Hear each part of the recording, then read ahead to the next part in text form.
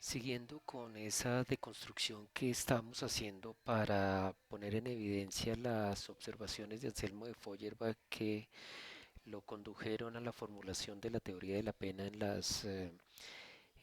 enunciaciones que pues en términos generales todos conocemos, pero que habremos de precisar en un momento dado, pues encontramos que para la finales poco más o menos del siglo XV y en el curso que va del siglo XVI al siglo XVII se presentan dos fenómenos que nos interesan particularmente a la concepción de lo que va a ser posteriormente la teoría de las penas. Tenemos por un lado el fenómeno de la Inquisición. En este caso, pues sabrán ustedes que la Inquisición se registra como quizás el más lamentable fenómeno histórico. Ese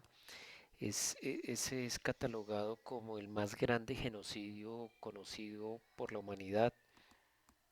Se calcula que en desarrollo de la Inquisición se haya podido sacrificar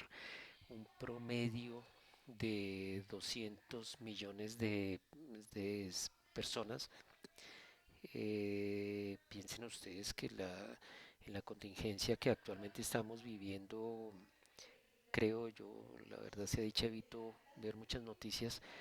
pero que entiendo que estamos en el orden entre los 6.000 y 7.000, tal vez 8.000, no estoy seguro, personas fallecidas, y eso es algo estremecedor, que miren ustedes el efecto que ha producido en el mundo entero.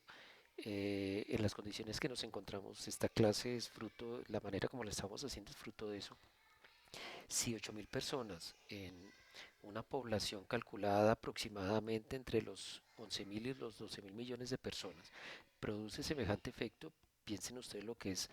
la muerte de 200 millones de personas en un periodo relativamente corto, extinguiéndose pueblos enteros,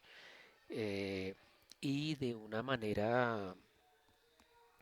que seguramente al hacer los contrastes pues fue muchísimo más terrible que lo que estamos viviendo en este momento desde todo punto de vista, con lo cual no quiero minimizar el sufrimiento de ninguna forma, ¿no? Eh, entonces pues por un lado tenemos eso en donde esas personas que mueren en ese proceso lo hicieron paradójicamente en el nombre de quien promovió todo lo contrario, ¿no? Pero bajo unos presupuestos que ponían en evidencia lo que posteriormente llamaríamos poder punitivo sin control puede llegar a causar. Entonces, la Inquisición pues es como una especie de advertencia de posible deterioro crítico de la humanidad. En consecuencia, pues, ese es, digamos que es como uno de los fenómenos ópticamente considerado con repercusiones sobre lo que viene a ser la teoría de las penas. Por otro lado, conocemos ese fenómeno, reitero, observado por Feuerbach, entre otros, que en centro de Europa se conoce, ahí sí muy íntimamente asociado, directamente asociado y desprendido de las prácticas punitivas, que conocemos como suplicio. El suplicio es una técnica de castigo penal y precisamente lo que observa Feuerbach de este fenómeno es que de aquí se desprende en adelante como una caracterización inevitable el carácter aflictivo de las penas. Es decir, las penas penales son por esencia aflictivas. Para decirlo gráficamente, ninguna pena penal podría evitar la aflictividad y como consecuencia producir alguna suerte de satisfacción sobre la persona que las está padeciendo. El suplicio pues es considerado una técnica de castigo. Quizás eh, una muy elocuente expresión de lo que fue el suplicio está dada por la referencia que hace Michel Foucault en su genealogía de la prisión, llamada Vigilar y Castigar, en donde pues hace referencia a una condena específica contra un tal Demian, un Demian que no tiene nada que ver, por cierto, con el personaje de la novela de Germán Hesse,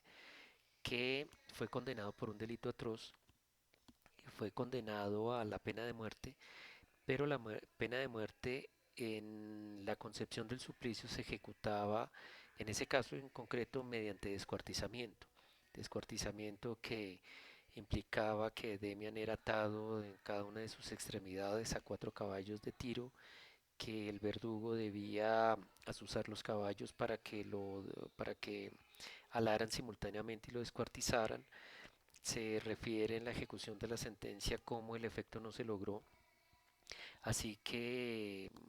al equivalente al juez de ejecución de penas, por decirlo de alguna forma, da la orden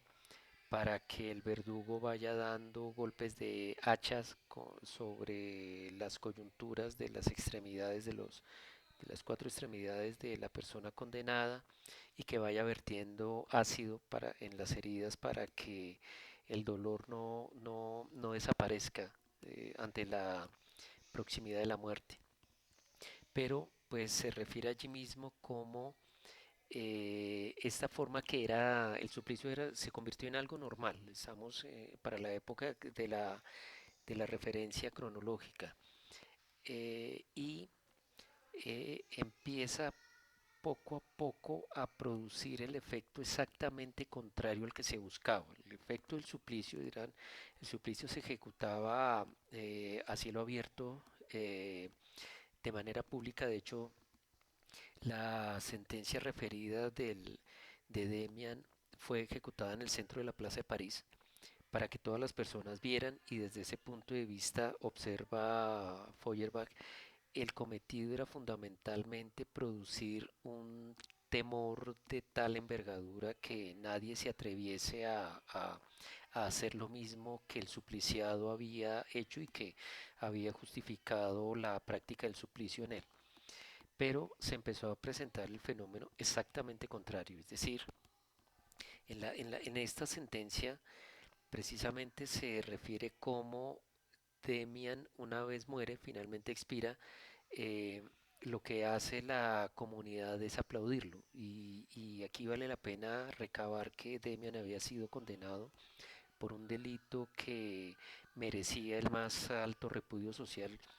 más o menos como lo que hoy en día sucedería con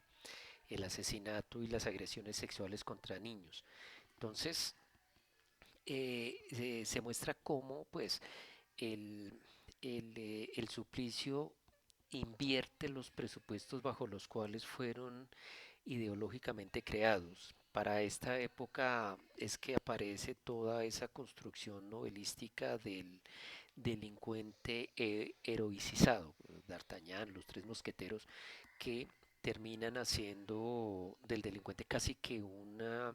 especie de ídolo, alguien que de una u otra manera se debe seguir por su rebeldía, aspecto que termina siendo usufructuado de manera suma por esa concepción ideológica de la guerra de guerrillas unos 4 siglos después. Entonces, esa pues digamos que es la condición generalizada, y de alguna manera pues eso explica también el denuedo de Kant por encontrar un criterio de validez que permita vincular las acciones punibles con las penas. Esto fue lo que observó Feuerbach, palabras más, palabras menos, y que le permite arribar a una sistematización. Para ello, entonces, vamos a hacer algunas concreciones previas a Feuerbach para finalmente recordar, puesto que todas las personas que hemos estudiado Derecho Penal pues hemos tenido que pasar por ello, los presupuestos de la sistematización de Feuerbach.